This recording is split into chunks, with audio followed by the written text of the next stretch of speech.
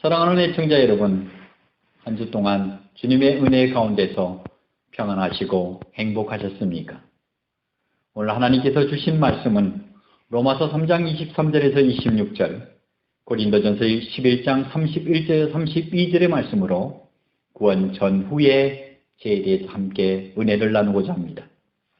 성경에서는 우리의 과거와 현재 그리고 미래에 범할 죄들을 2000년 전에 예수님께 전가되었다고 말씀하고 있습니다.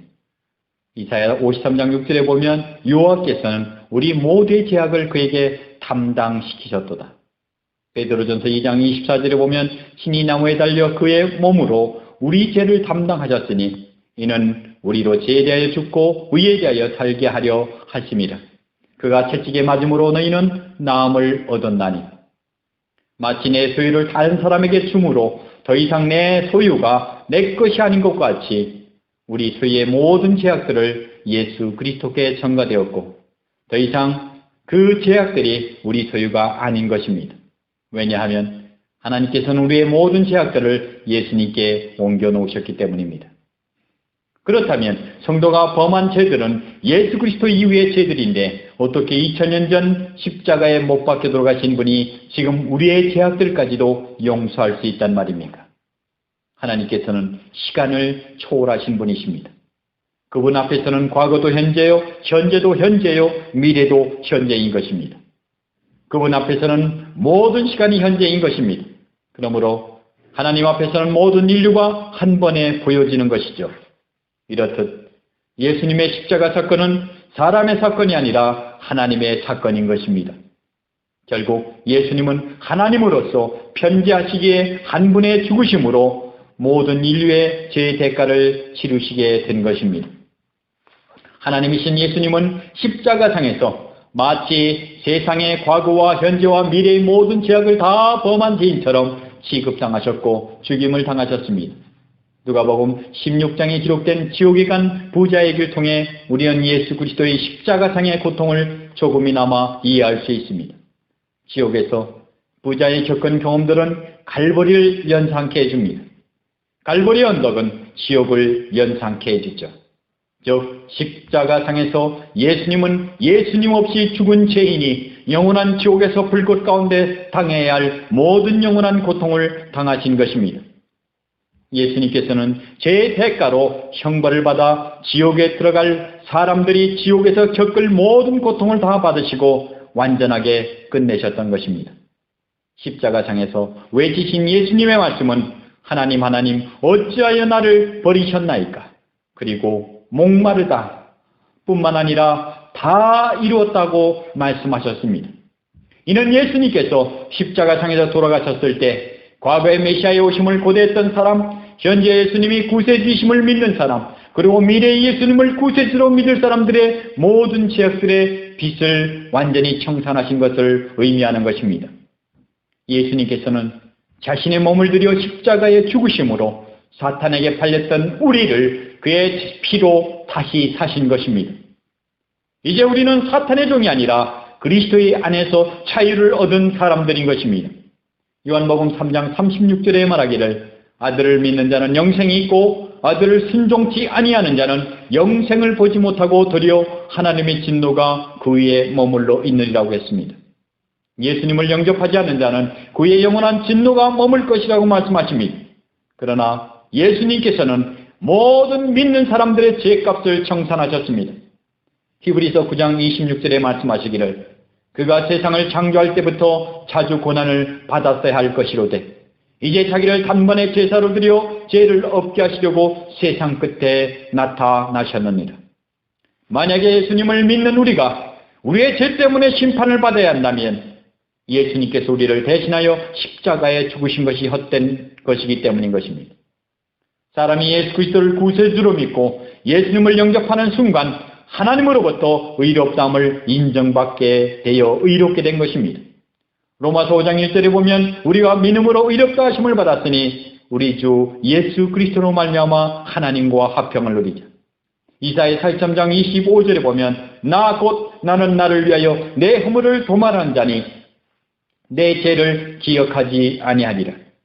우리가 예수님을 믿는 순간 죄의 문제는 완전히 끝났습니다. 하나님께서는 우리의 모든 죄악을 대신해서 짊어지셨던 예수님을 심판하셨습니다. 그 심판의 결과 예수님은 지옥의 형벌을 받으시고 우리는 의롭게 됐습니다. 이제는 우리의 모든 과거, 현재, 미래의 죄는 우리에게서 완전히 사라져버렸습니다.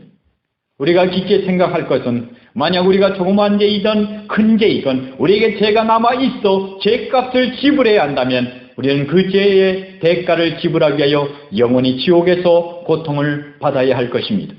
왜냐하면 죄의 삭석은 사망이기 때문입니다. 그러나 하나님께서는 큰 죄이든 작은 죄이든 모든 죄값을 지불하셨고 죄악들을 완전히 탕감하셨습니다. 이에 대하여 히브리서 12장 6절에 기록하기를 주께서 그 사랑하시는 자를 징계하시고 그가 받아들이는 아들마다 채찍질 하심이라 했습니다. 그렇다면 구원에 받기 전의 죄와 구원받은 후의 죄가 무엇이 다른 것입니까? 구원받기 전의 죄는 마귀의 마음에서 나오는 죄를 말하는 것이고 구원받은 후의 죄는 하나님의 마음을 가졌지만 마귀의 마음으로 살았던 죄의 습성으로 인한 죄를 일컫는 것입니다. 보기에는 같은 죄 같지만 하나는 죄의 본질을 말하는 것이고 다른 하나는 죄의 본질 자체는 아니지만 죄의 습성을 말하는 것입니다. 본질의 죄라는 것은 호랑이가 포악하여 살육하는 본질적인 행위를 말하는 것이고 습성의 죄라는 것은 사람이 호랑이처럼 짐승의 습성처럼 미워하고 증오하여 살해하는 행위를 말하는 것입니다. 그러므로 예수님을 믿음으로 영접한 하나님의 자녀들의 죄에 대해서는 징계와 채찍을 하시고 불신자들의 죄에 대해서는 멸망의 심판을 하시는 것입니다. 고린도전서 11장 31절과 32절의 말씀을 보면 우리가 우리를 살폈으면 판단을 받지 아니하려니와 우리가 판단을 받는 것은 주께 징계를 받는 것이니 이는 우리로 세상과 함께 정죄함을 받지 않게 하려 하심이라. 우리에게는 이미 예수 그리스도를 영접하는 순간 하나님의 말씀을 듣는 귀를 얻었고 눈을 얻었고 마음을 얻었습니다. 그 말씀에 순종하고 행할 수 있는 힘과 능력을 지녔습니다. 이는 하나님께서 마귀의 본질을 살아가던 우리들을 하나님의 자녀의 본질로 바꾸어 주신 것입니다. 믿는 사람들은 매 시간 매초 자신을 살피어 판단하고 판단해야 하는 것입니다. 고린도전서 11장 28절에 보면 사람이 자기를 살피고 그 후에야 이 떡을 먹고 이 잔을 마실지니 우리가 자신을 살펴야 하는 이유는 죄를 발견하기 위함이고 발견한 죄를 회개하고 용서함을 얻어 하나님의 아버지께로 받은 바 거룩한 생명의 영혼을 깨끗함으로 유지하고 보존하기 위함인 것입니다. 요한일서 1장 8절에서 9절의 말씀을 보면 만일 우리 죄가 없다고 말하면 스스로 속이고 또 진리가 우리 속에 있지 아니할 것이요 만일 우리가 우리의 죄를 자백하면 그는 미쁘시고 의로우사 우리의 죄를 사하시며 우리를 모든 불의에서 깨끗하게 하실 것이요 우리의 연약한 죄를 범하게 되면 우리를 죄를 씻어주시는 예수 그리스도가 있다는 것입니다. 믿는 사람들에게 가장 어려운 것 중에 하나가 바로 자신의 죄를 발견하고 그것을 하나님 앞에 인정하는 것입니다. 태초에 하나님께서 아담에게 선악과 나무에 대해 금지령을 내렸습니다. 동산 각종 나무의 열매는 내가 임의로 먹되 선악을 알게 하는 나무의 열매는 먹지 말라. 내가 먹는 날에는 반드시 죽으리라 했습니다. 그러나 아담은 하와의 권유로 그 열매를 먹었습니다. 이때 하나님께서 나타나셔서 말씀하시죠. 내가 너더러 먹지 말라 명한 그 나무 열매를 먹었느냐? 그때 아담은 즉각적으로 대답을 합니다. 하나님이 주셔서 나와 함께 있게 하신 여자 그가 그 나무 열매를 내게 줌으로 내가 먹었나이다. 이처럼 아담은 자신의 죄를 인정하지 않고 자신의 아내 탓으로 돌렸습니다. 궁극적으로 아담은 자신의 죄의 탓을 하나님께 돌린 것입니다. 결국 남에게 죄의 탓을 돌리다 보면 모든 죄의 근원은 하나님이 되는 것입니다. 죄를 인정하지 않는 것이 얼마나 큰 죄인가를 우리는 생각해야 하는 것입니다. 잠언서 28장 13절에 보면 자기의 죄를 숨기는 자는 형통하지 못하나 죄를 자복하고 버리는 자는 불쌍히 여김을 받으리라. 죄를 숨기는 사람들은 자신의 손으로 자신의 눈을 가리고 모든 사람이 안 볼 것이라고 착각하는 사람과 똑같은 것입니다. 분명히 알아야 할 것은 하나님께서는 우리가 우리의 죄를 자백하면 우리의 죄를 용서해 주실 뿐만 아니라 우리를 깨끗하게 씻어 주시는 것입니다. 구원을 받은 후에 죄를 범하면 그 죄 때문에 자녀와 부모의 관계가 끊어지는 것이 아니라 자녀와 부모의 관계가 타게 된다는 사실입니다. 요한일서 1장 7절에 보면 그가 빛 가운데 계신 것 같이 우리도 빛 가운데 행하면 우리가 서로 사귐이 있고 그 아들 예수의 피가 우리를 모든 죄에서 깨끗하게 하실 것이요.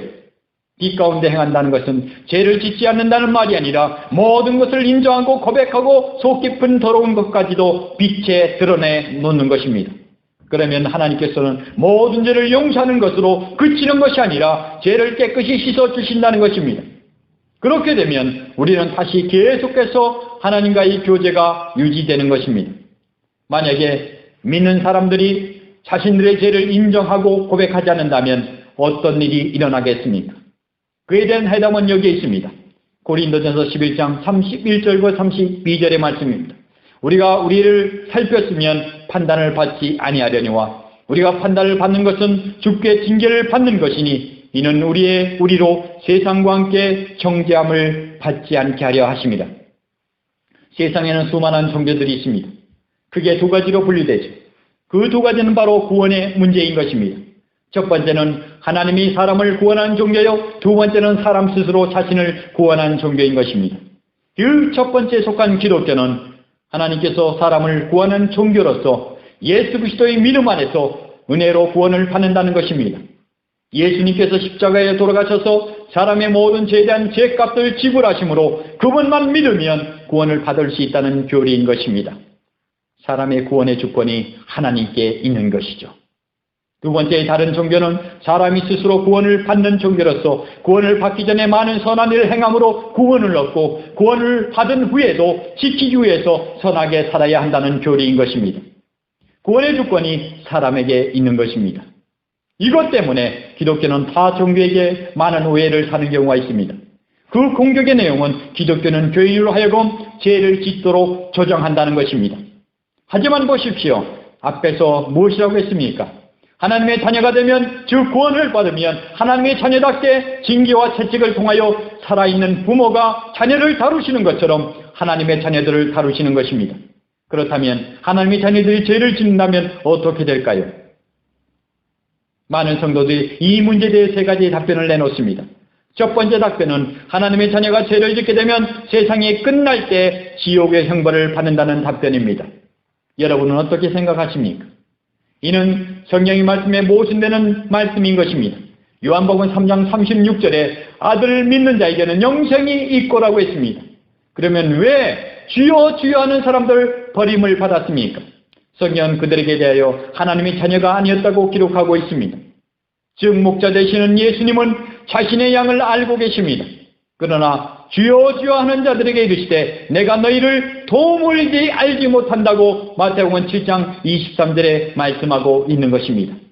두 번째 답변은 하나님께서는 죄악 가운데 살아가는 하나님의 자녀들을 하고 싶은 대로 내버려두고 세상이 끝날 때 죄악 속에 살았던 크리스천은 천국에 가고 세상 사람들은 지옥에 간다는 것입니다. 이 또한 성경에 배반되는 말씀인 것입니다. 마태복음 7장 19절에 아름다운 열매를 맺지 않은 나무마다 찍혀 불에 던져온다고 말씀하고 있습니다. 그렇다면 세 번째 답변은 무엇입니까? 이는 하나님께서 죄를 짓는 하나님의 자녀들에게 인생의 채찍을 들어 징계를 하셔서 세상과 함께 죄정함을 받지 않게 하시고 하나님의 나라로 인도하신다는 것입니다. 고린도전서 11장 32절에 우리가 판단을 받는 것은 주께 징계를 받는 것이니 이는 우리로 세상과 함께 정죄함을 받지 않게 하려 하심이라고 말씀하셨습니다. 히브리서 11장 5절에서 11절 말씀도 이렇게 말씀하고 있습니다. 하나님께서는 예수님을 통해 속죄한 본질의 죄는 도말하여 주셨지만 하나님의 자녀들이 죄의 습성에 따라 짓는 습관적인 죄에 대해서는 징계를 행하시면서 세상과 함께 심판받지 않게 하시는 것입니다. 사랑하는 성도 여러분, 우리는 예수님의 속죄의 핏값으로 우리는 새로운 생명을 얻었습니다. 하지만 세상에 있던 습관과 습성들이 우리의 몸속에 배어 있는 것입니다. 우리는 인생의 순례자의 길을 가면서 하나님의 자녀로서 자녀답게 나아가기 위해서는 배어있는 습성의 벽돌을 빼버리고 하나님의 인품과 성품을 닮음으로 순례자의 길에 마침표를 찍을 때 저와 여러분이 영화롭게 이루는 하나님의 백성이 되기를 주님의 이름으로 축원합니다.